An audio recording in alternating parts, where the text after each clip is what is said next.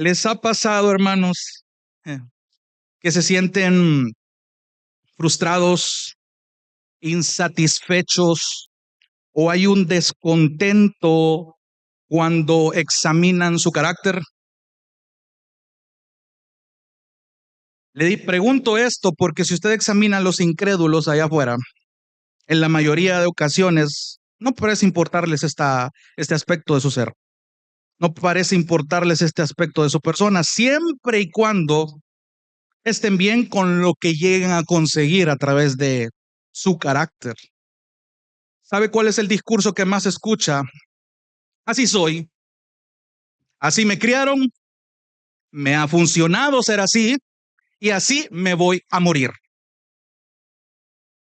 Y si usted examina bien esa filosofía de vida, esa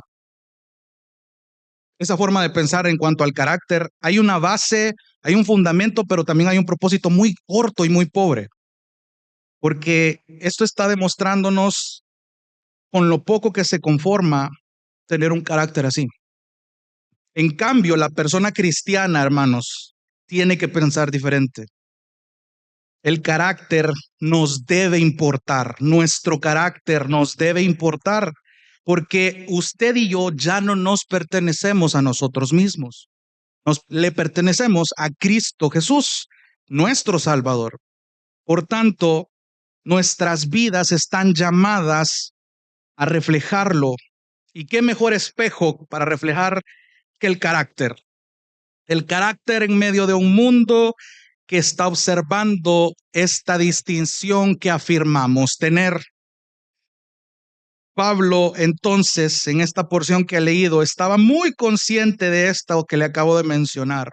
Al escribir esta segunda carta para los Corintios, y nos vamos a concentrar en ello en esta ocasión, porque otra vez, esta es una segunda parte del sermón que el pastor Marcelo desarrolló el domingo pasado sobre un carácter moldeado por Cristo. Y quiero que en el texto que hemos leído usted vea cómo Dios nos recuerda cómo es que Él está involucrado en moldear nuestro carácter. Dios nos recuerda cómo es que Él está involucrado en moldear nuestro carácter para un testimonio auténtico. Una vez más, Dios nos está recordando cómo es que Él está involucrado en moldear nuestro carácter para un testimonio auténtico. Y en esta ocasión quiero que lo veamos a través de dos actividades divinas. Dos actividades divinas que nos demuestran cómo es que Dios está involucrado en moldear nuestro carácter. Pero antes de ello, quiero ponerlo en contexto para aquellos que no han estado en ocasiones anteriores. Hemos estado iniciando el estudio de la segunda carta a los Corintios, donde Pablo ha venido diciendo en el capítulo 1 que se ha comportado de una forma honorable en el mundo y especialmente con los corintios. Está explicándoles cuál era su plan original, que era básicamente visitar Corinto, viajar a Macedonia y de regreso a Corinto. Luego de Corinto se tenía que ir a Judea.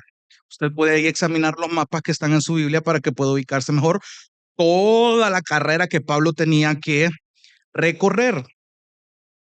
Pero por voluntad del Señor, hermanos, vemos en el capítulo 1 indicios de que los planes que Pablo tenía fueron alterados por la voluntad de Dios. Y por esa razón, hermanos, Pablo fue muy criticado. Esta situación fue bien aprovechada por los opositores de Pablo, por aquellos que buscaban desacreditar tanto su testimonio como su ministerio, pero principalmente su mensaje, es decir, el mensaje del evangelio. Buscaban desacreditar el evangelio de Cristo. Estos falsos maestros que más adelante en la carta se van a mencionar, aprovecharon esta situación para desacreditar a Pablo lo más que pudieran, para influenciar en los corintios todo lo que pudieran, a modo de que ya no valoraran a Pablo como un mensajero de Cristo, y convencer a los corintios de que el testimonio de Pablo, la palabra de Pablo y el mensaje que Pablo estaba predicándoles no eran confiables. Entonces, la respuesta de Pablo a lo largo entre el capítulo 1 y el capítulo 7 de la segunda carta a los Corintios, usted va a ver cómo Pablo de manera muy personal defiende su ministerio. defiende su ministerio no de una manera pecaminosa e impulsiva, sino que quiero que le preste atención porque Pablo defiende su ministerio como algo auténtico, como algo genuino, como algo veraz. Pero otra vez, la actitud con la que Pablo defiende su imagen, por así decirlo, es ejemplar. En primer lugar, para los corintios y en segundo lugar, para todos los creyentes. Y luego de tener este contexto, hermanos, aquí es donde yo quiero que estudiemos estas dos actividades divinas, de cómo Dios nos recuerda que es Él quien está involucrado en moldear nuestro carácter para un testimonio auténtico. Actividad número 1, Dios se involucra mediante nuestra redención. Dios se involucra mediante nuestra redención. Leamos el versículo 21 y versículo 22 del capítulo 1. Dice la palabra del Señor. Ahora bien, dice Pablo, el que nos confirma con ustedes en Cristo y el que nos ungió es Dios, quien también nos selló y nos dio el Espíritu en nuestro corazón como garantía. Pablo, si usted presta atención acá, no simplemente estaba defendiendo su imagen de forma impulsiva, como suele pasar con una persona pecadora. Le pregunto algo, ¿usted recuerda sus épocas de bachillerato, sus épocas de estar en la escuela, en el colegio, y de repente le levantaban algún chisme que le incluía a usted, o levantaban algún chambre, algún chisme sobre algo que usted ni siquiera había hecho, pero que llegó a sus oídos? ¿Cuál fue su reacción? ¿Cuál es la reacción de cualquier pecador? Indignarse. ¿Ve? ¿Y quién anda hablando? ¿Cómo es posible? Yo no estaba ahí. O sea, a usted le preocupa lo que digan de usted, a usted le preocupa su imagen. Usted busca y procura la manera de que su imagen delante de la gente sea intachable. Porque si a usted esto no le importa siendo creyente, ya vamos a ir viendo por qué debería importarle. Porque hay una línea muy delgada, pero que la palabra nos da de cómo esto debería importarle. Porque otra vez, no, aquí no funciona la fórmula de así soy, así me ha funcionado y así me voy a morir. Porque si no, ¿dónde está la nueva criatura que Cristo transformó? Por lo tanto, usted ve a Pablo que empieza a escuchar. Pablo ya estaba sabedor después del informe que recibió. De por sí, en la primera carta de los Corintios que estudiamos, ya vimos el montón de problemas que había en la iglesia y vemos que los problemas se acrecentaron a tal punto de que la imagen de Pablo estaba siendo cuestionada. Y voy a ser enfático en la imagen de este ser humano pecador, porque a través de este ser humano pecador el evangelio estaba siendo predicado.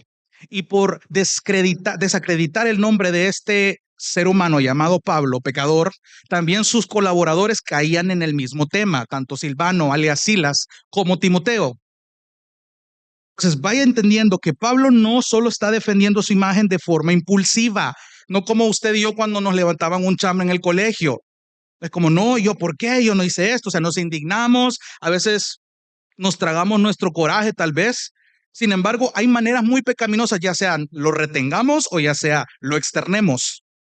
Nuestra manera de reaccionar a la hora de que buscan desacreditarnos es pecaminosa, hermanos.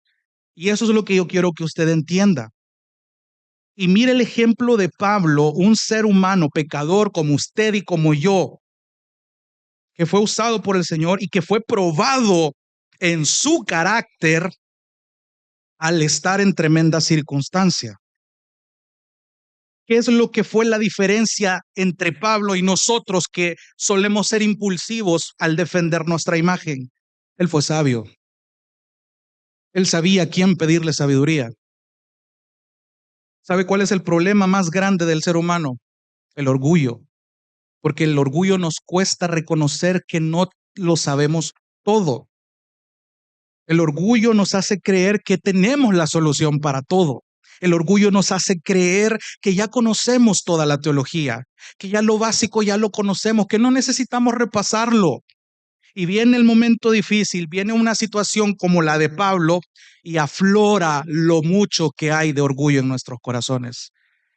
Santiago, por ejemplo, en el capítulo 1 dice, si alguien reconoce que le falta sabiduría, pídasela a Dios. Pero ¿qué tiene que pasar antes? Usted tiene que reconocer, y esa es la parte difícil del ser humano. no quiere reconocer que necesita sabiduría. Por lo tanto, Pablo de entrada fue sabio en ir más allá de solo preocuparse porque su nombre como Pablo quedara limpio delante de la gente. A Pablo le importaba mucho que el evangelio y el nombre de Dios principalmente triunfaran ante argumentos que buscaban quitar su confianza del mensaje y de la persona de quien se hablaba en el evangelio. Y por eso es que en los versículos anteriores que vimos el domingo pasado, es como que si con este juego de palabras del sí y el amén y el sí y el no y el no y el sí, se lo parafraseo de la siguiente manera. Es como si en los versículos anteriores Pablo viene diciendo, perdón, miren, Corintios, yo no pienso estar jugando al decirles que voy a ir donde ustedes y decirles que he hecho planes para ir donde ustedes para que al final yo no vaya. Claro que no, es como si pensaran que yo estoy jugando o estoy tomando con poca seriedad mis planes y el ministerio y yo me estuviera comportando como diciendo sí, pero no. ¿Saben qué? Sí voy a ir, estoy haciendo planes, pero al final no voy. O dicho de otra manera, no, no crean que voy a faltar, yo voy a estar ahí. No, no voy a faltar. No, no, no, no, no, no crean que no voy a llegar, pero al final sí se ausenta. Entonces, imagínense desde dónde inició todo esto para que los falsos maestros y los opositores aprovecharan. Ve, se están dando cuenta, ese es el gran apóstol que ustedes tienen, ese es el gran líder que ustedes tienen. Ni siquiera tiene palabra para venir a visitarlo, ya va a estar teniendo crédito para el mensaje que está predicando. No confíen en eso, eso es un hombre mentiroso. ¿Y qué hace Pablo? Pablo toma el ejemplo de la seguridad de un sí en las promesas de Dios en Cristo para señalar la seguridad en el ministerio de Pablo, porque su ministerio evidentemente apuntaba a Cristo. Entonces, si usted viene agarrando esa idea, tiene sentido lo que está diciendo él en el versículo 21 y 22. Y aquí quiero desmenuzar un poco esta primera actividad donde Dios se involucra. ¿Por qué digo que Dios se involucra mediante nuestra redención al moldear nuestro carácter? Vea solo el versículo 21 y el 22. Léalo de nuevo. Ahora bien, dice Pablo, sigue amarrando la idea. El que nos confirma con ustedes en Cristo es Dios. El que nos ungió es Dios. El que nos selló es Dios. El que nos dio el Espíritu en nuestro corazón como garantía es Dios. Póngale atención a eso, porque si agarramos esa idea, estamos dándonos cuenta que Pablo está apuntando a Dios y a su redención, porque todo esto que está describiendo es la redención, el acto de salvación, como el principal involucrado tanto en su ministerio como en su testimonio. Y aquí yo quiero que veamos 4 puntos para esta redención. El mismo texto lo dice. Número 1, Dios confirma a sus mensajeros en Cristo. Número 2, Dios unge a sus mensajeros. Número 3, Dios sella a sus mensajeros. Y número 4, Dios da una garantía a sus mensajeros. Todos estos verbos que usted ve en el texto hablan de la redención, hablan de la obra salvadora, y usted se va a dar cuenta lo precioso que es que Pablo traiga esto al tema. Cuando decimos que Dios confirma, hermanos, nos estamos refiriendo a, o la palabra en el idioma original quiere dar la idea de confirmar una creencia, confirmar una convicción, verificar que algo es genuino o verdadero. En este caso, Pablo está diciendo que ha sido Dios quien, gracias al sacrificio de Cristo, porque no ignore ese apartado, en Cristo. Ya hemos hablado anteriormente lo que eso significa y el peso que tiene. En Cristo, es decir, sin Cristo, sin la obra de la cruz, sin su muerte, sin su sepultura, sin su resurrección, esta confirmación no hubiera tenido sentido. Entonces Pablo está diciéndole, Dios es quien nos confirma. Él puede confirmar nuestro ministerio, nuestro testimonio, puede verificar que somos creyentes genuinos, que somos transformados, que hemos sido salvados por el Señor.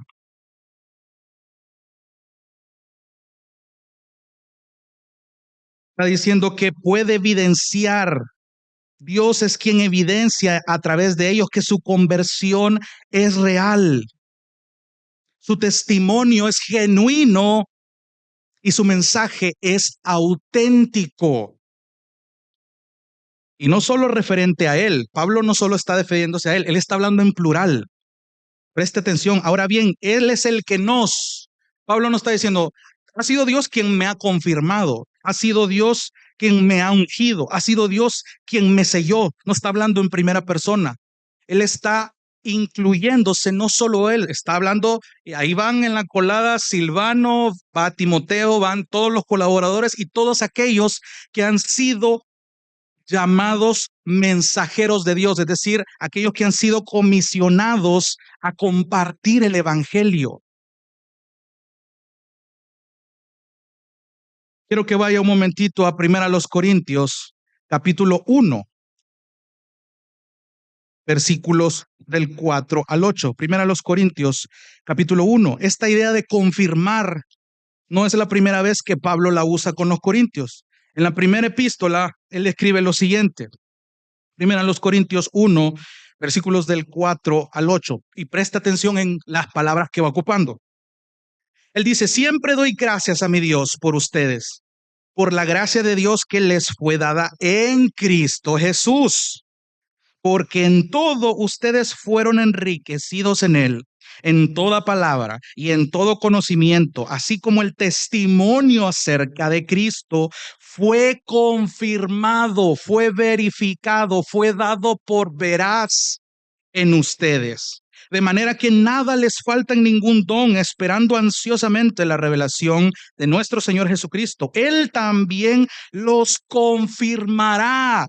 Él va a mostrar que su salvación es genuina cuando Él los confirme. Versículo 8, Él también los confirmará hasta el fin para que sean irreprensibles en el día de nuestro Señor Jesucristo. Vuelva a 2 Corintios capítulo 1, versículo 21 y 22. Entonces, cuando decimos que Dios confirma, hablamos de eso. Ojo, Pablo está hablando en plural, no en singular. Él está pensando no solo en él, sino en todos aquellos que tenían una ardua tarea como él la estaba teniendo y aquellos que sin él tal vez humanamente saberlo, todos aquellos después de él que iban a tener el mismo llamado. Y eso incluye a cada creyente. ¿Qué más dice el texto? Dios, aparte de confirmar, Dios unge a sus mensajeros. ¿Qué quiere decir esto? Si usted recuerda ciertas historias o ciertos pasajes en el Antiguo Testamento, porque son varios, ungir a alguien era una ceremonia donde se usaba aceite que representaba esta imagen del Espíritu Santo. Y esta ceremonia representaba una separación que Dios hacía para dar un encargo muy especial e importante. Y esto usualmente, si usted ha visto las historias del Antiguo Testamento, pasaba con los reyes, pasaba con los profetas, pasaba con los sacerdotes o personas específicamente elegidas por el Señor.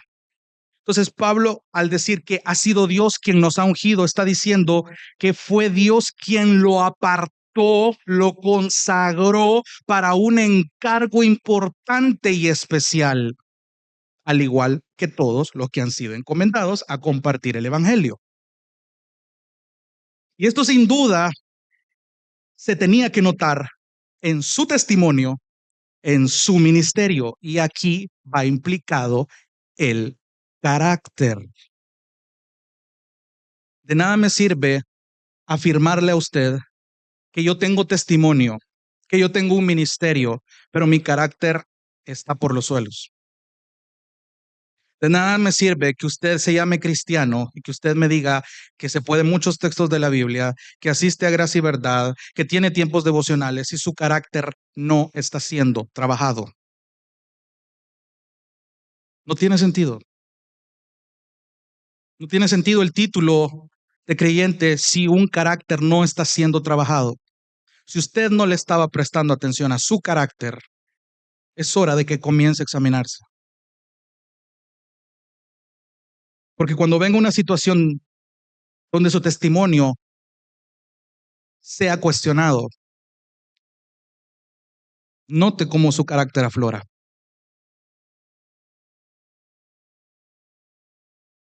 Y véase aquí mismo usted. Realmente Dios nos ha ungido porque somos mensajeros también, hermano. Compartir el evangelio no es solo cosa de los líderes de la iglesia detrás de un púlpito. La gran comisión nos concierne a todos. Por lo tanto, usted también es llamado a ir, a ser discípulos y enseñar. Pero usted no puede hacer eso si no tiene carácter para compartir las buenas nuevas, para modelarlas, para proclamarlas. El mensaje del evangelio es más precioso cuando lo adorna un testimonio veraz, un testimonio genuino, no perfecto, pero sí construyéndose a la perfección, a la madurez.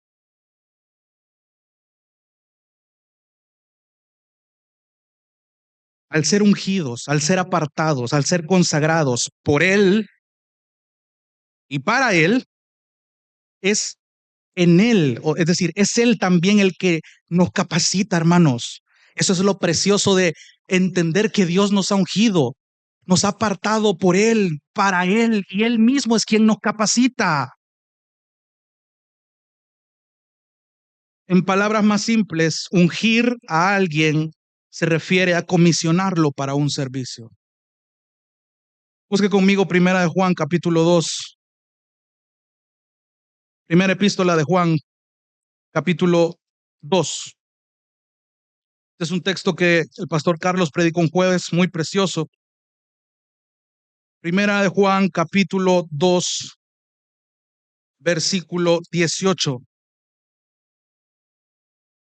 Lo pongo desde el 18 para que vaya entendiendo el contexto de lo que está hablando. Las advertencias contra el anticristo. Llámese anticristo a todos aquellos que están en contra de la enseñanza de Cristo, de que Jesús es Dios. Entonces Juan les está diciendo a sus lectores, hijitos, 1 Juan 2:18, es la última hora. Y así como oyeron que el anticristo viene, también ahora han surgido muchos anticristos. Por eso sabemos que es la última hora. Ellos salieron de nosotros, pero en realidad no eran de nosotros, porque si hubieran sido de nosotros, habrían permanecido con nosotros, pero salieron a fin de que se manifestara que no todos son de nosotros. Hermano, pause ahí. Préstele atención a ese texto, porque esto me está diciendo que estar presente en una congregación no es garantía de que yo no me convierta en un anticristo, que yo más adelante niegue a Cristo, que yo más adelante vaya en contra con mi vida de las enseñanzas de Cristo. Mi carga es esta y quiero compartírtela, hermano. No des por sentado tu salvación, tu fe, tu perseverancia, la convicción de que tú estás creciendo en la fe, si tú te limitas solo a estar en una iglesia, si tú no estás trabajando tu carácter, si tú no estás constantemente arrodillándote, orando, teniendo una comunión no solo vertical, sino profundizando en las relaciones con tus hermanos. El jueves lo hablábamos. Adorar no se limita a un tiempo de música, va mucho más allá de eso. Pero qué difícil, qué duro es leer que estaban con nosotros, eran parte de nosotros aparentemente, pero salieron de nosotros. ¿Qué es la diferencia? La permanencia. Cuando alguien realmente es apartado por Dios, es confirmado por Dios, es ungido por Dios, es Dios quien le hace perseverar. Pero salieron, dice, a fin de que se manifestara que no todos son de nosotros. Esa es una realidad dura que debe moverte a examinar cómo está tu carácter, cómo está tu vida espiritual, cómo está tu testimonio. Y mire el versículo 20, pero ya no les estoy hablando a aquellos que salieron de nosotros, estoy hablando de los que permanecen. Ustedes que permanecen, miren la descripción que da en el versículo 20, pero ustedes tienen, ¿qué cosa? La unción del Santo. Ustedes han sido apartados, consagrados para una comisión especial e importante, predicar este mensaje. Cristo en ustedes, la esperanza de gloria, dice Pablo en otro texto. Y todos ustedes lo saben, dice Juan. Todos ustedes lo saben. No les he escrito porque ignoren la verdad, sino porque la conocen. Y porque ninguna mentira procede de la verdad. ¿Quién es el mentiroso sino el que niega que Jesucristo es el Cristo, el Mesías? Este es el anticristo, el que niega al Padre y al Hijo. Todo aquel que niega al Hijo tampoco tiene al Padre. El que confiesa al Hijo, ese es el que tiene también al Padre. En cuanto a ustedes, que permanezcan en ustedes lo que oyeron desde el principio. Si en ustedes permanece lo que oyeron desde el principio, ustedes también permanecerán en el Hijo y en el Padre. Y esta es la promesa que Él mismo nos hizo, la vida eterna. Es escrito estas cosas respecto a los que están tratando de engañarlos en cuanto a ustedes. La unción que recibieron de Él, mire, permanece en ustedes. Y no tienen necesidad de que nadie les enseñe. Ustedes ya lo saben, lo acaba de decir. Pero así como su unción les enseña acerca de todas las cosas y es verdadera y no mentira, y así como les ha enseñado, ustedes permanecen en Él. Precioso es afirmar que Dios no solo nos confirma, Dios nos unge. Hay una implicación tan preciosa en eso. Aun cuando Jesús se humanó, Él fue ungido por el Espíritu Santo y nos modeló una dependencia que a usted y a mí nos hace falta.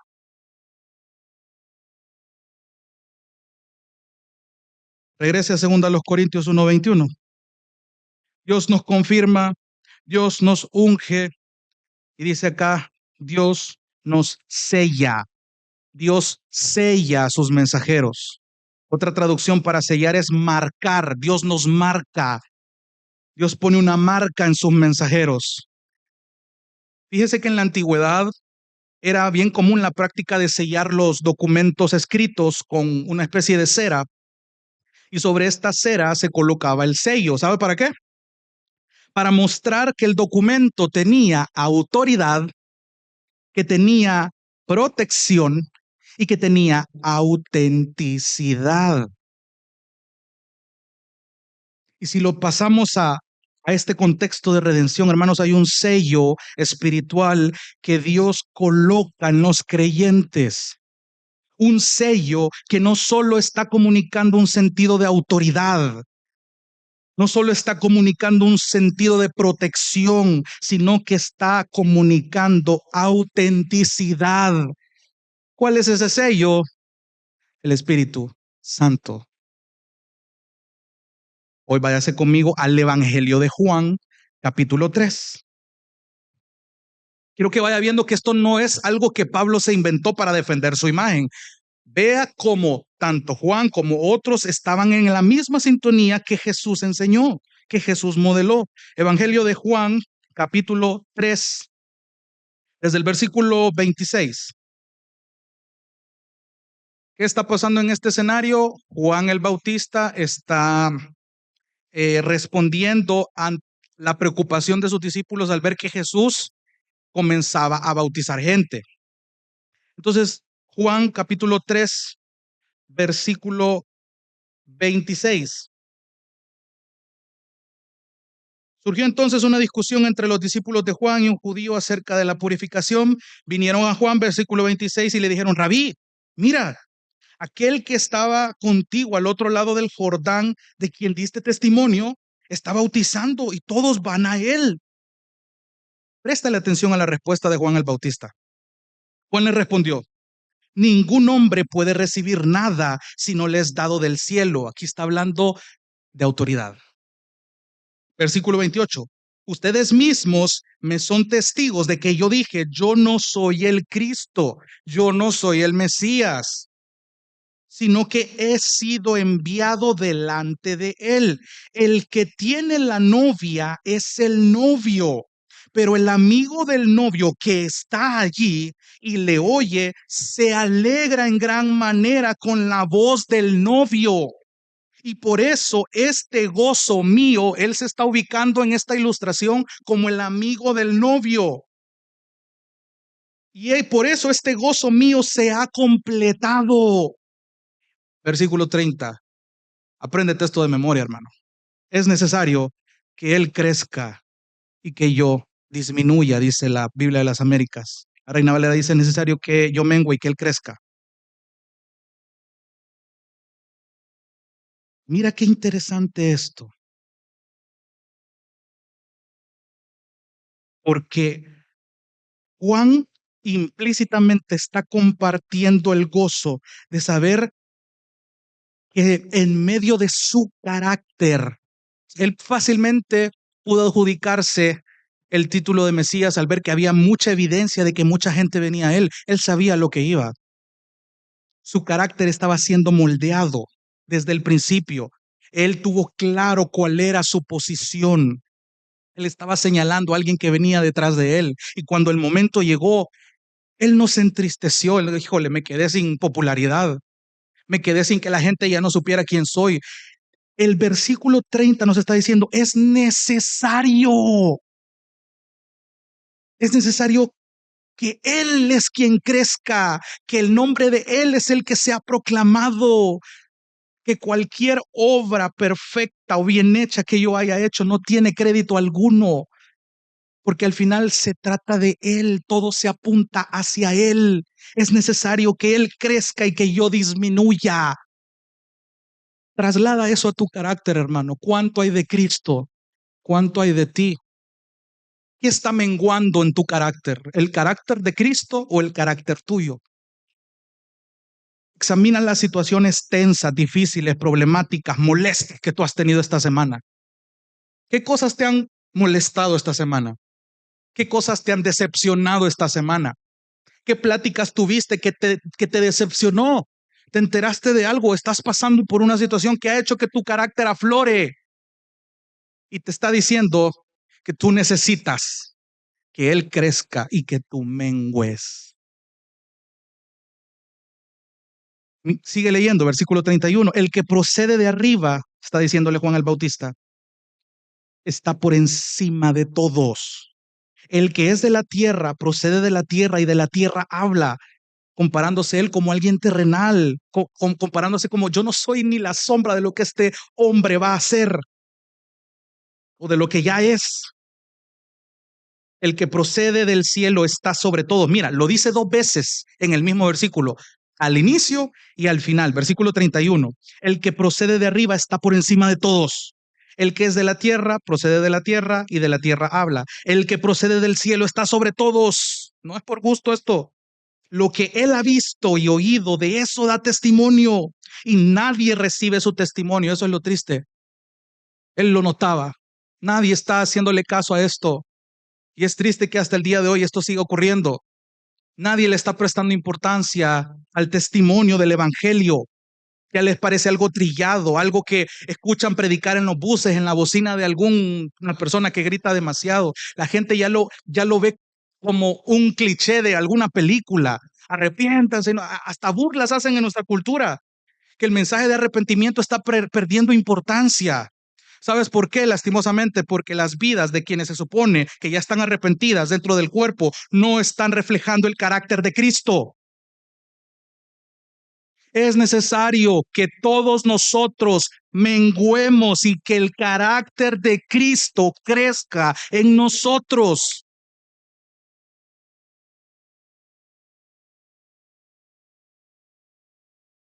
Lo que él ha visto y oído de eso da testimonio y nadie recibe su testimonio, pero el que ha recibido su testimonio ha certificado esto, ha verificado, ha comprobado esto, que Dios es veraz, que Dios es real, que Dios es verdadero, porque aquel a quien Dios ha enviado habla las palabras de Dios, pues Él da el Espíritu sin medida. Aquí ya te está dando un adelanto de lo que Pablo está hablando en Corintios.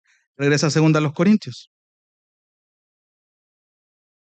Dios nos confirma, Dios nos unge, Dios nos sella. ¿Qué más sigue diciendo segunda a los Corintios? Que Dios nos da una garantía a sus mensajeros. Y aquí mismo te explica el texto, hermano. Quien también nos selló y nos dio el Espíritu Santo en nuestros corazones como garantía. El hecho de que el Espíritu Santo, hermanos, habite en el corazón de Pablo, no solamente es la unción, no solamente es el sello, sino que es una garantía. Es como un adelanto, un pago por adelantado que, que, que me asegura que va a haber un pago más adelante. ¿Cuál es ese pago? ¿Cuál es esa recompensa? Una herencia eterna. El que aquí estaba pensando en pisto, cosas materiales, no está entendiendo el texto. Una herencia eterna que obtuvo, ¿sabe gracias a qué? A la redención que Cristo logró. Unos textos preciosos. Efesios capítulo 1, versículo 13. Me estoy dando la tarea de escoger estos textos porque son importantes para el argumento de Pablo, y vea y note que Pablo no está inventándose esto solo para defenderse como persona, como pecador. Efesios capítulo 1, versículo 13. Hablando de los beneficios de esta redención. Dice, en él, es decir, en Cristo, también ustedes, creyentes, después de escuchar el mensaje de la verdad, el evangelio de su salvación, y habiendo creído, fueron sellados en él con el Espíritu Santo de la promesa que nos es dado como garantía. La Reina Valera dice como arras, que es la misma idea, de nuestra herencia, con miras a la redención de la posesión adquirida de Dios para la alabanza de su gloria. Y mira más adelante, Efesios 4, versículo 30,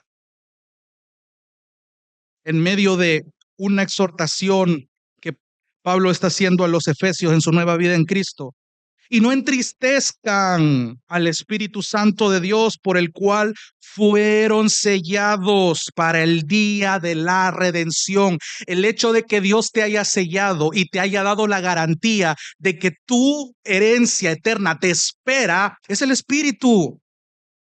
El Espíritu Santo es ese sello maravilloso, ese sello que me comunica que la autoridad de Dios está ahí, que la protección está ahí, que el cuidado y la preservación de Dios está ahí. El Espíritu Santo habitando en nosotros es la garantía de que nos espera una comunión mejor en la eternidad. El Espíritu Santo hoy por hoy es quien nos mueve a, en medio de este mundo podrido, caído, pecador, buscar la luz. Si no tuvieras al Espíritu Santo, hermano o hermana, ¿qué estarías haciendo? ¿Qué estarías anhelando? ¿Qué carácter tuvieras? ¿Te importara el evangelio? ¿Qué pasa si el Espíritu Santo no está? Simplemente nos perdemos, nos matamos. Pero quiero que entiendas la palabra que Pablo está ocupando, inspirada por Dios, esa garantía.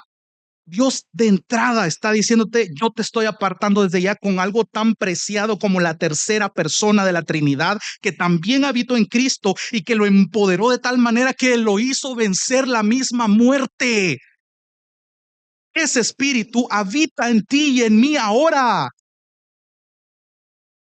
Y si tuvo la capacidad de hacer que Cristo resucitara de los muertos, ¿tú crees que no va a ser capaz de que en tu carácter tú mengues para que Él crezca? ¿Tú crees que al Espíritu Santo le va a dar miedo tu excusa de así soy, así me ha funcionado en la vida y así me voy a morir? ¿Quién es el Señor acá? ¿Quién es el que fue rescatado? ¿Quién es el barro y quién es el alfarero? Dios nos da una garantía.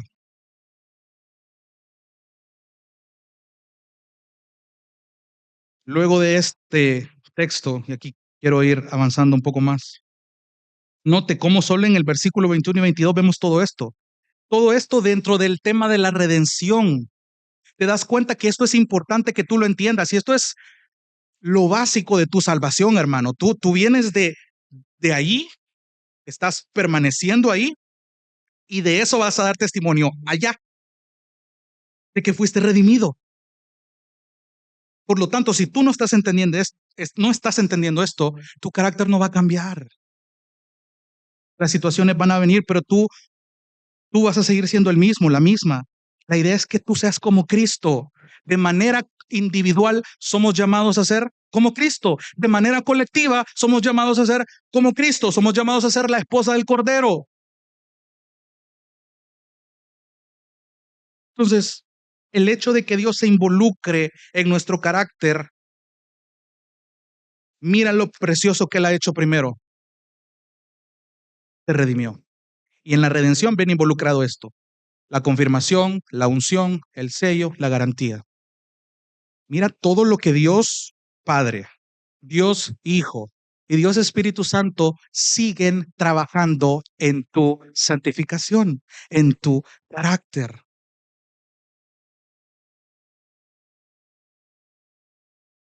Volvamos a 2 Corintios.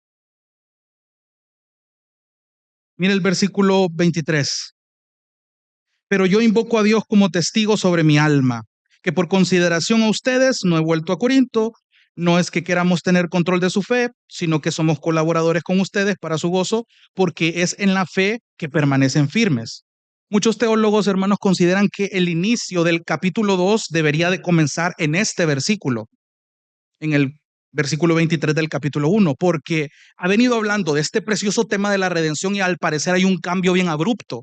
Muchos historiadores creen que algo pasó aquí, que mientras Pablo estaba escribiendo esta carta, sucedió algo que contristó mucho su corazón y él empieza a explicar más detalladamente la razón del por qué no fue a Corinto en sus planes originales. Parece haber este cambio repentino. Entonces, Pablo, ¿qué está haciendo Pablo? Apelando a Dios como testigo. Y ojo, decir, no, Dios es mi testigo. Te lo juro por Dios, dice a veces otra gente y no está consciente de lo que dice. Pero ojo, el hecho de que Pablo, perdón, esté presentando a Dios como su testigo sobre su propia vida, aquí no solo estamos viendo la confianza tan grande que Pablo tenía en Dios, sino también la conciencia total de que Dios mismo era testigo de que su testimonio y su ministerio eran auténticos. Por lo tanto, Pablo era un mensajero auténtico. De hecho, en el versículo 18 vemos un juego de palabras similar. Si usted lee antes en el versículo 18 como diciendo, como Dios es fiel, nuestra palabra también lo es. O dicho de otra manera, como Dios es digno de confianza, nuestro mensaje también lo es.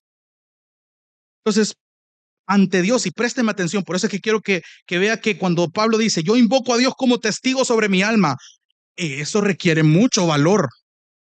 Ante Dios, Pablo está exponiendo su propia vida y está diciendo con toda libertad y conciencia, yo invoco a Dios como testigo contra mi propia vida.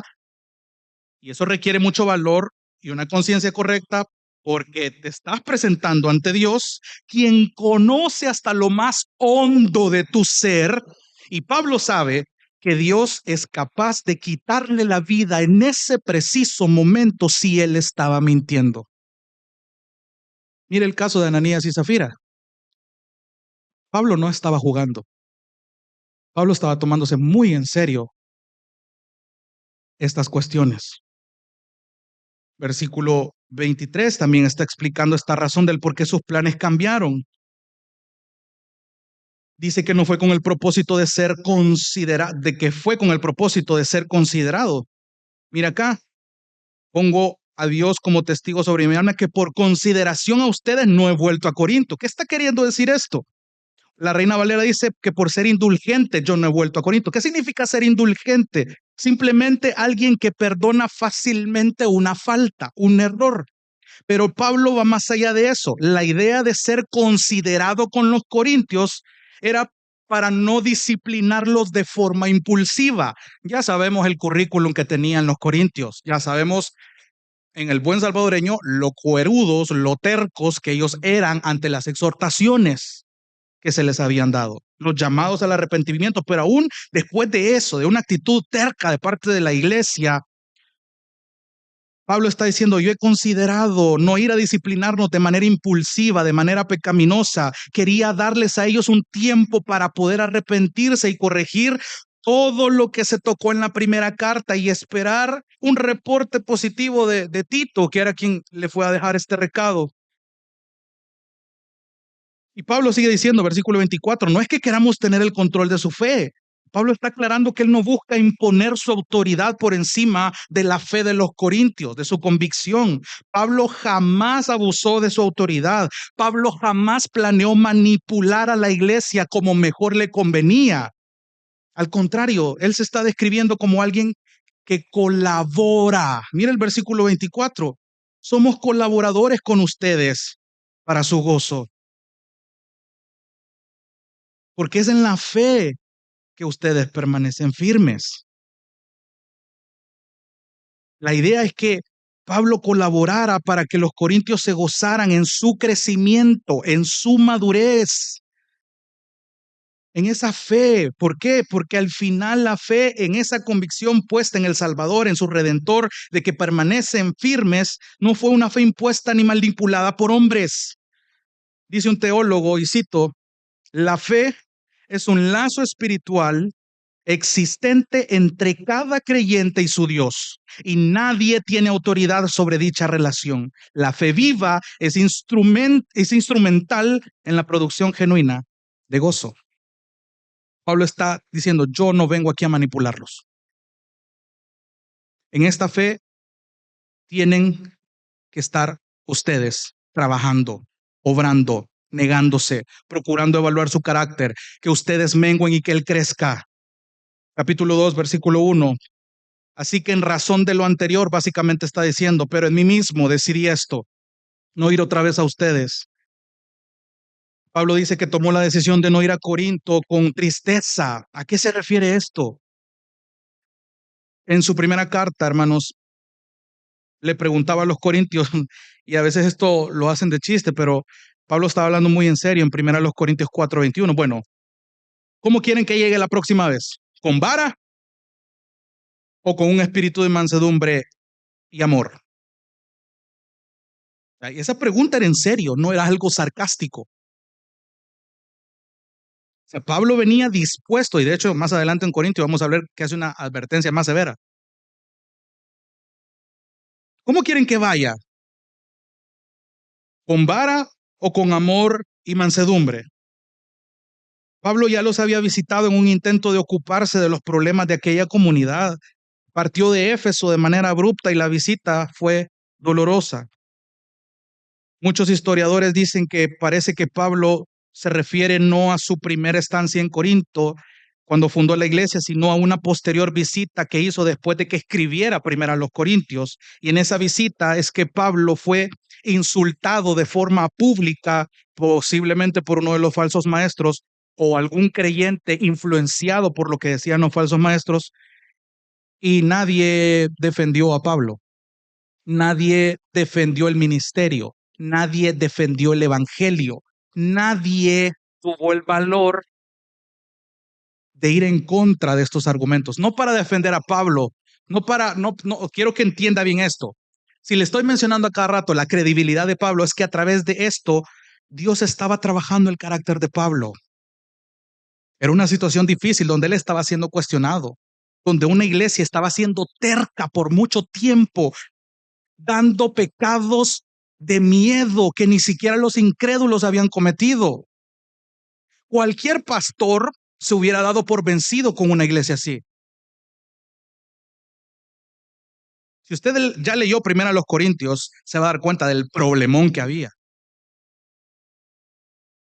Pero mira lo que Pablo está evidenciando en su carácter.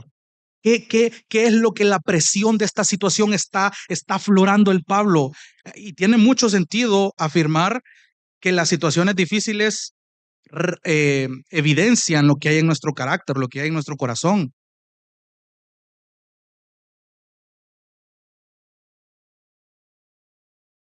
Y es después de esto que Pablo se duele.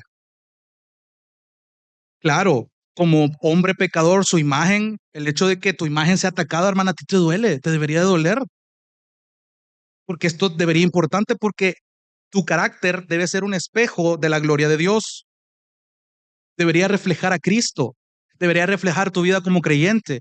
¿Qué pasa cuando eso es desacreditado? ¿Qué pasa cuando cuestionan eso?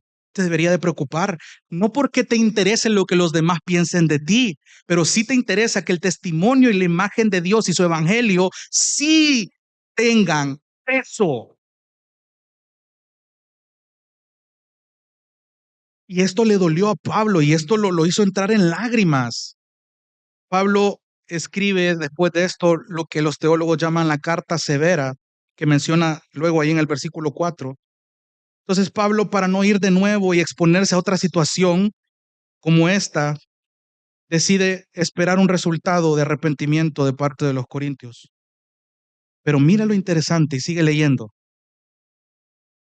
Versículo 2. Este juego de palabras es precisamente por lo que te acabo de explicar. Porque si yo les causo tristeza por la confrontación que les hice, ¿quién será el que me alegre sino aquel a quien yo entristecí, a quien yo confronté, a quien yo incomodé? Y esto mismo les escribí para que cuando yo llegue no tenga tristeza de parte de los que debieran alegrarme, confiando en todos ustedes de que mi gozo sea el mismo de todos ustedes. ¿Por qué? Porque en teoría, si hemos sido confirmados, si hemos sido sellados, si hemos sido redimidos, buscamos la misma cosa. Nos preocupa que el carácter del hermano refleje a Cristo. Y ahí ves el sentido de iglesia.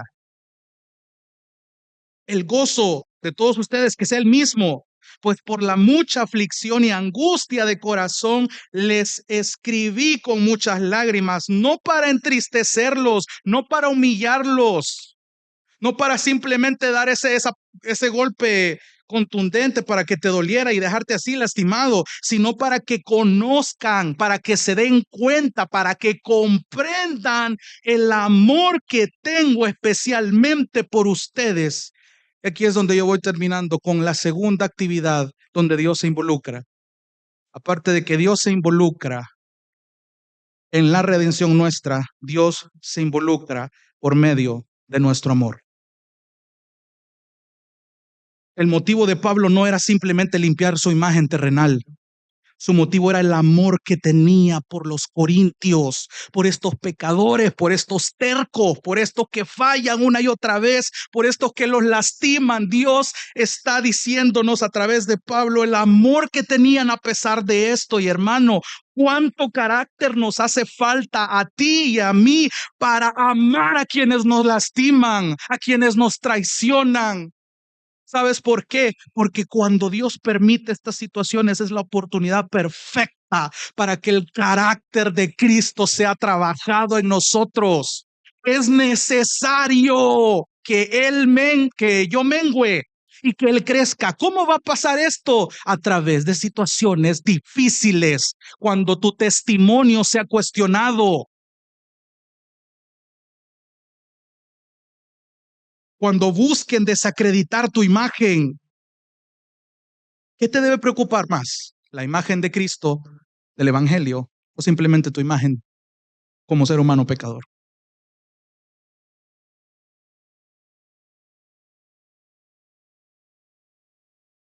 No era humillarlos, no se trataba de eso.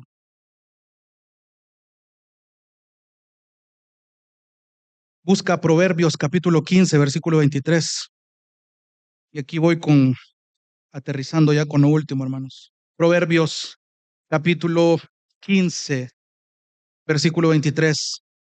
Cuando tenemos el carácter de Cristo, hermanos, buscamos la sabiduría para discernir los momentos precisos, para confrontar, para perdonar. Hermano, no penses que el cristianismo solo son salidas, fotos, cafecitos, chistes, conversaciones del sermón, momentos felices. Sí, es parte de. Pero la belleza donde el carácter de Cristo es trabajado en nosotros es cuando hay roces entre nosotros. Ojo, no estoy romantizando los desacuerdos, ni las enemistades, ni los pleitos. No estoy romantizando eso, pero Dios en su preciosa sabiduría los permite en tu vida y en la mía, dentro de la iglesia y fuera de ella, para que examines tu carácter. Y el hecho de que Dios te dé esa oportunidad, aprécialo, porque Dios te ha redimido, te ha escogido, te ha apartado, te ha consagrado. Y Él mismo es quien te provee las herramientas para ser como Él, para agradarle, para adorarle, para vivir para Él. Tú no tienes el crédito de nada, hermano, y gloria a Dios por ello. A mí esto me da un gran consuelo. Y el autor de Proverbios lo entendió, Proverbios 15:23. El hombre se alegra con la respuesta adecuada, dice la Biblia de las Américas. Y una palabra, tiempo, cuán agradable es. ¿Cuándo fue la última vez que tú oraste para que en tu carácter, un momento de fragilidad, tú pudieras decir las palabras correctas? Hay otro texto que dice que la respuesta blanda calma la ira. ¿Cuándo fue la última vez que tú pusiste eso por práctica? Porque nuestras respuestas no suelen ser blandas, suelen ser toscas, hirientes, sarcásticas, faltas de amor. Y eso ya te da una evidencia de cómo tienes que ver tu carácter. Entonces, hermanos, algunos aspectos prácticos. ¿Cómo es que después de aprender todo esto que hemos visto en Corinto, qué puedo llevarme yo a mi casa y decir, necesito meditar en esto?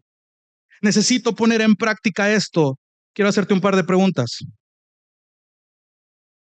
¿Cómo respondes tú cuando te buscan desacreditar? Para empezar, ¿cómo respondemos cuando buscan desacreditarnos? Cuando tenés problemas ahí en el colegio, por ejemplo, para los que están jóvenes, cuando hay pleitos, cuando buscan que vos te enojes, te provocan, ¿qué es lo que hay en ti?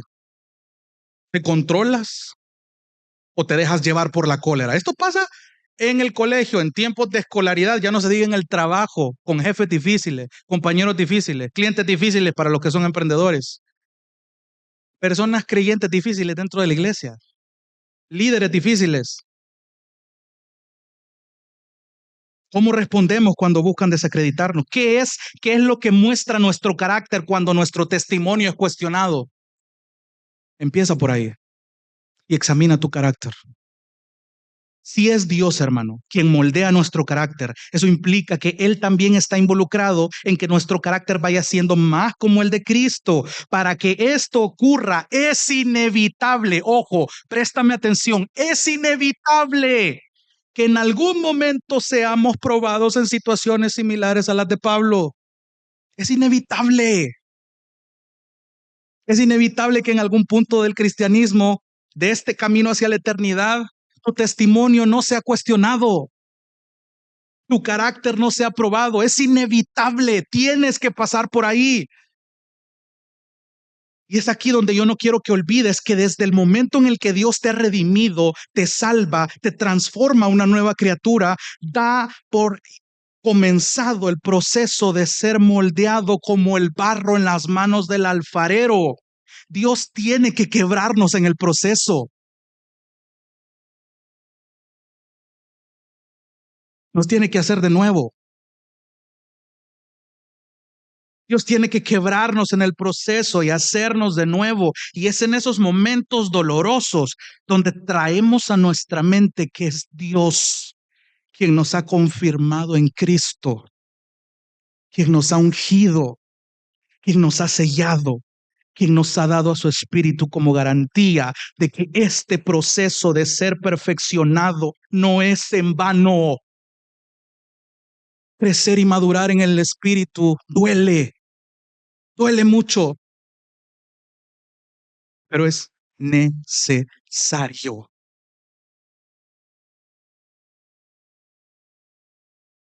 ¿Y Cuán edificante es cuando eso sucede.